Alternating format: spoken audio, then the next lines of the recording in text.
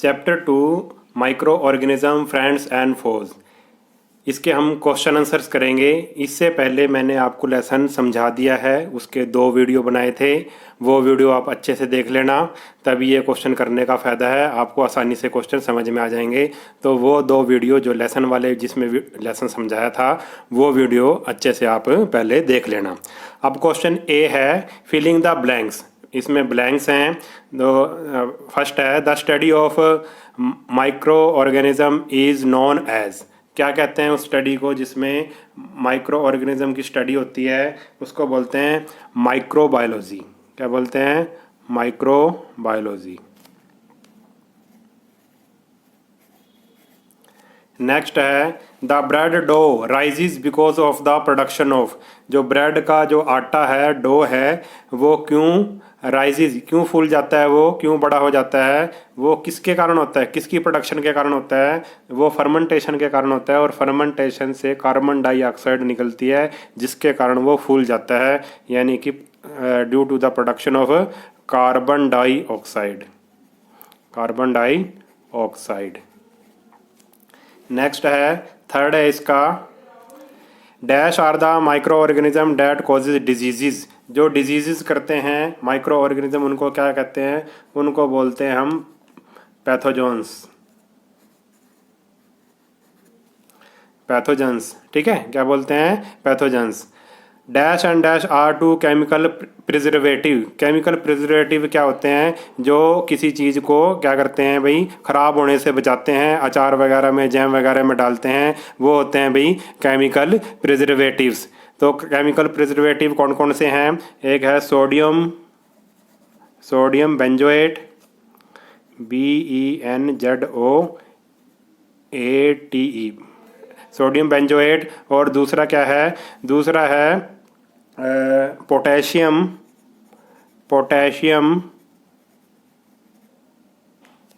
मेटाबाई META मेटाबाई sulphite SULFITE, ठीक है। Sodium benzoate और पोटेशियम मेटाबाई सल्फाइट, ये ऐसे केमिकल हैं, ये क्या है? प्रिजर्वेटिव है। ये अचार वगैरह में या जेली में, जैम्स में डाले जाते हैं, ठीक है। उसके बाद dash is a fungus that causes food poisoning. एक फंगस ऐसा है जो फूड पॉइजनिंग करता है, उसका नाम है एस्परगिलस। क्या नाम है उसका? एस्परगिलस। एस्परगिलस नाम का एक फंगस है जो क्या करता है? फूड पॉइजनिंग करता है। आपको फूड पॉइजनिंग पता होगा। फूड पॉइजनिंग में क्या होता है भाई? उल्टियाँ लग जाती है, वॉमिटिंग होती है, ठीक, पेट में दर्द वगैरह होता है, ठीक है। नेक्स्ट है क्वेश्चन बी है मैच द फॉलोइंग। मैचिंग करनी है हमने। मैचिंग आसान है। Ring worm. रिंग वर्म किसके कारण होता है? रिंग वर्म होता है भाई फंगस के कारण, ठीक है। और क्लोस्ट्रीडियम, ये क्या चीज़ है भाई? क्लोस्ट्रीडियम को किससे मिलान करेंगे हम? इसको मिलान करेंगे हम फूड पॉइजनिंग से। क्लोस्ट्रीडियम क्या है? एक बैक्टीरिया है जो फूड पॉइजनिंग करता है। जैसे एस्परगिलस एक फंगस है जो फूड पॉइजनिंग करता है, ऐसी एक बैक्टीरिया भी है जो फूड पॉइजनिंग करता है। अब आ गया एंथ्रेक्स। एंथ्रेक्स एक डिजीज़ है, वो किसके कारण किस में होती है? वो एंथ्रेक्स डिजीज़ होती है भाई कैटल्स में, पशुओं में होती है। लैक्टोबैसिलस। लैक्टोबैसिलस एक बैक्टीरिया है, क्या करता है ये मिल्क को कर्ड में, यानी कि दूध को दही में कन्वर्ट करता है, तो इसका आ जाएगा कर्ड।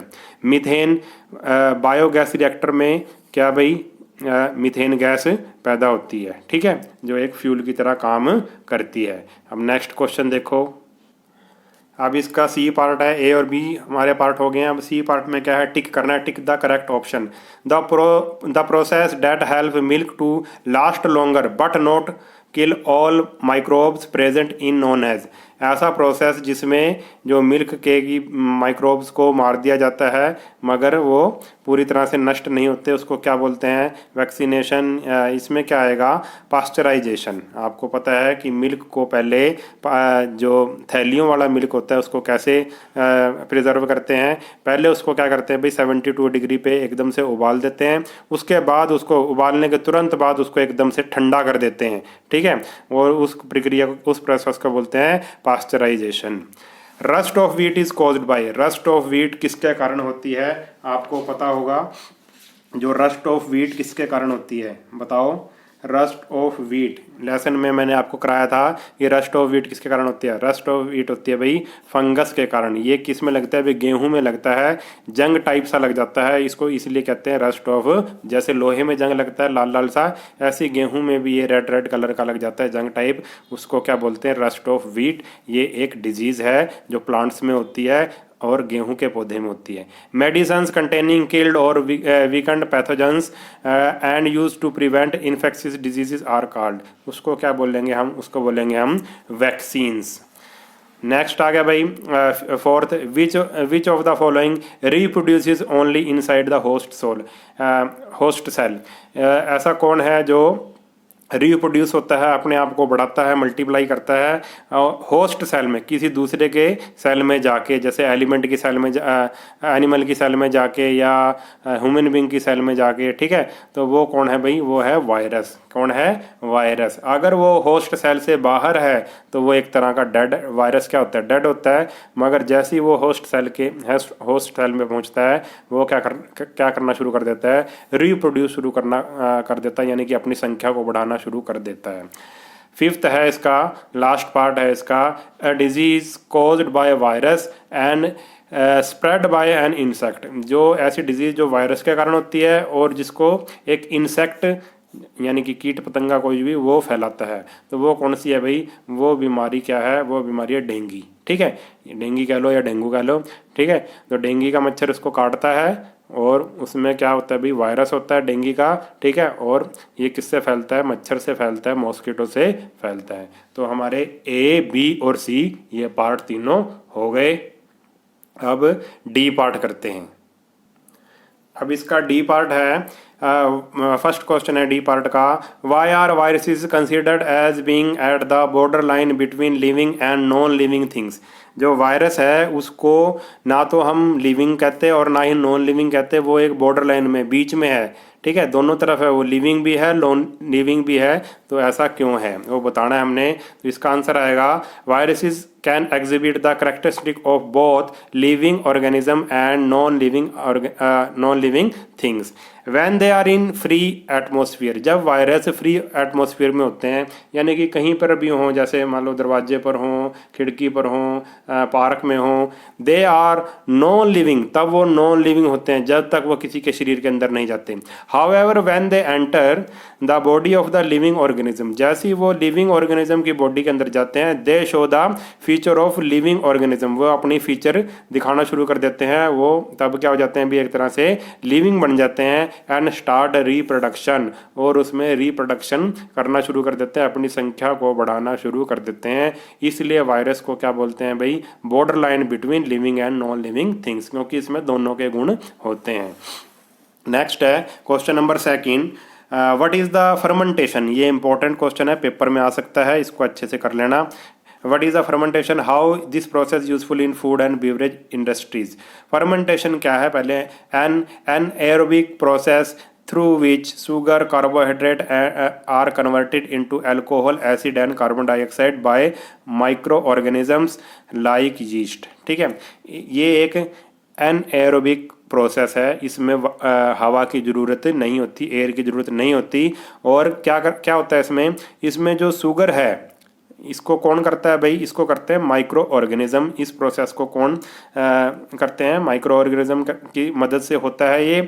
और जो शुगर होती है और कार्बोहाइड्रेट्स होती है, वो किस में कन्वर्ट हो जाती है, अल्कोहल, एसिड और कार्बन डाइऑक्साइड में। ठीक है, या तो अल्कोहल में कन्वर्ट हो जाएगी या एसिड में कन्वर्ट हो जाएगी, और उसके साथ क्या प्रोड्यूस होगी, कार्बन डाइऑक्साइड भी प्रोड्यूस होगी। ठीक है, और ये काम कौन करता है अधिकतर, माइक्रो ऑर्गेनिज्म, उसका नाम है यीस्ट है। जैसे डबल रोटी में डालते हैं यीस्ट को, उसको वो फुला देता है, उसमें कार्बन डाइऑक्साइड गैस पैदा होती है। ठीक है, अब फर्मेंटेशन प्रोसेस कैसे यूजफुल है।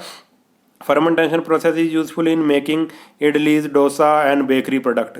जितने भी बेकरी प्रोडक्ट हैं, ठीक है, वो किससे बनते हैं, फर्मेंटेशन का यूज़ करके बनते हैं। Fermentation process is useful in making alcoholic beverages. Alcoholic beverages बनती हैं इससे, like wine, beer and liquor. ठीक है, तो नेक्स्ट क्वेश्चन करते हैं। Question number 3, in the absence of micro organism the earth would become a heap of dead dead है, DEAD, dead plants and animal justify this statement. अगर in absence of, अगर micro organism ना हो तो ये जो अर्थ है वो क्या बन जाएगी भाई, प्लांट और जो मरे हुए प्लांट हैं और मरे हुए एनिमल्स हैं उनका एक ढेर बन जाएगी। इसको जस्टिफाई करो। हाँ, ये बात बिल्कुल सही है। तो इसका आंसर है micro organism help in decomposing. जो माइक्रो ऑर्गेनिज्म किस में हेल्प करते हैं, डीकम्पोजिंग में हेल्प करते हैं the dead plant and animal. In their absence, अगर वो ना हो, there will be no decomposition of dead plants and animals. तो डेड प्लांट और एनिमल की क्या नहीं होगी, डीकम्पोजिशन नहीं होगी।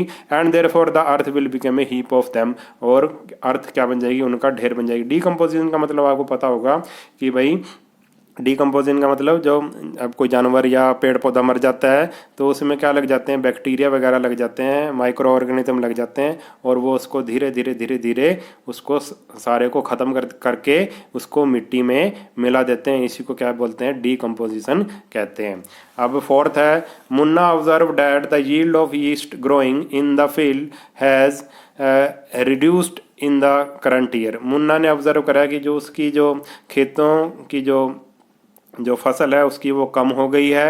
ही गेट्स द सॉइल टेस्टेड, उसने मिट्टी को टेस्ट कराया, and report confirm that deficiency of one particular nutrient. और रिपोर्ट में ये आया, जब उसने मिट्टी को चेक कराया तो रिपोर्ट में ये आया कि उसकी जो मिट्टी में एक न्यूट्रिएंट की कमी है। Accordingly he advise to grow peas after harvesting wheat. और उसको क्या सलाह दी गई कि भाई आप गेहूं की फसल के बाद आप क्या लगाओ, पीज लगाओ, मटर की फसल लगाओ। ठीक है, तो name the nutrient found in insufficient. पहले हमने उस न्यूट्रिएंट का बताना है जो उसकी जो खेतों में कम हो गया है। ठीक है, तो वो कौन सा न्यूट्रिएंट है, वो क्या है, नाइट्रोजन। ठीक है, क्योंकि नाइट्रोजन की पौधों को बहुत ज़्यादा आवश्यकता होती है, इसके बगैर फसल अच्छी नहीं होती। अब उसने मटर लगाने की सलाह क्यों दी, उसका आंसर ये है, the plant peas is a leguminous crop. जो मटर है वो एक फलीदार पौधा है। Which has nitrogen fixing bacteria, उसके अंदर नाइट्रोजन फिक्सिंग बैक्टीरिया होता है, rhizobium, which help in fixing nitrogen, जो नाइट्रोजन का फिक्सेशन करता है। So it help in replacing the, और वो मिट्टी की उपजाऊ शक्ति को बढ़ा देता है। फिफ्थ क्वेश्चन है इसका, why does it take less time to prepare curd in summers as compare to preparing it winter.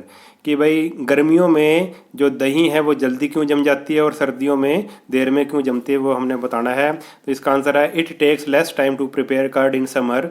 गर्मियों में कम समय लगता है। ठीक है, because in summers the temperature is high, temperature क्या होता है, ज़्यादा होता है, as compare to those of winter, winter की तुलना में जो सर्दियों में टेम्परेचर ज़्यादा होता है। Which favours the growth of bacterium lactobacillus, जिसके कारण जो लैक्टोबैसिलस है वो बैक्टीरिया है वो जल्दी से बढ़ता है। And hence curd is formed easily, और कर्ड जल्दी से जम जाती है। ठीक है, बैक्टीरिया को बढ़ने के लिए अधिकतर जो जितने भी बैक्टीरिया होते हैं उसको बढ़ने के लिए टेम्परेचर चाहिए होता है लगभग 30 डिग्री सेल्सियस से 30 डिग्री सेल्सियस से लेके 45 डिग्री सेल्सियस।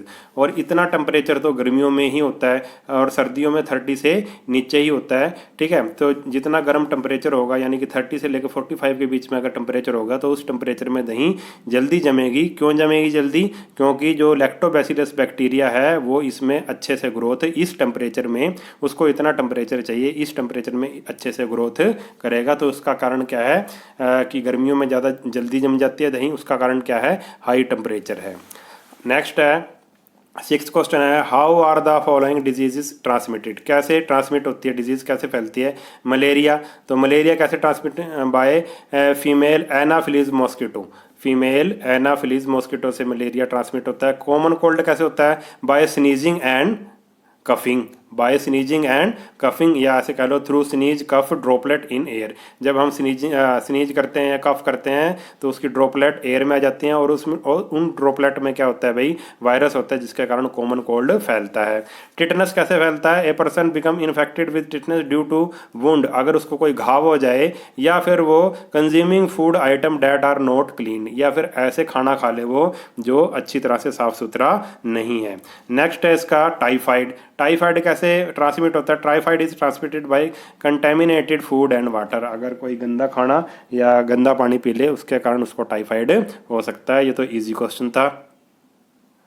अब इसका डी पार्ट का 7th क्वेश्चन है, लास्ट क्वेश्चन है, what are the antibiotic, how are they produced. Antibiotic क्या होते हैं, कैसे प्रोड्यूस होते हैं? Give example of this.